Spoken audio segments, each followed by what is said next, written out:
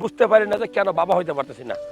বাবা হওয়ার জন্য যে ফ্যাক্টরগুলো কাজ করে দুইটা গুরুত্বপূর্ণ। একটা হলো যে ইরেকটাইল ডিসফাংশন, এটা হলো যে আপনার যদি বাংলা যদি বলি ধ্বজভঙ্গ রোগী আপনি, মানে আপনার বিয়ে করছেন, আপনার ওয়াইফ আছে। যেমন গতকাল আমার চেম্বারে একজন পেশেন্ট আছে, তার ওজন ছিল 110 কেজি, বয়স ছিল 32, বিয়ে করছে 6 মাস। লাস্টে যেটা শুনলাম এই 6 মাসের মধ্যে একদিনও স্বামী স্ত্রীর মিলন হয় নাই, তার পুরুষাঙ্গটা স্ট্রং হয় না, মানে মিলন করার জন্য যেটা দরকার সেটা হয় না।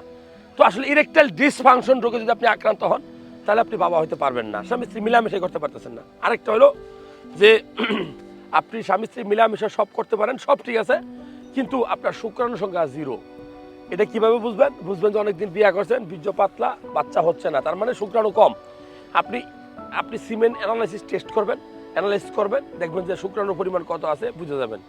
এই শুক্রাণু টেস্ট না করে যদি আপনি বউ ডিভোর্স দিতে চান, আরেকটা বিয়ে করতে চান, এটা অন্যায় হবে। সো নিজের যাচাই করুন। পুরুষ মানুষের বন্ধ্যত্ব হয়।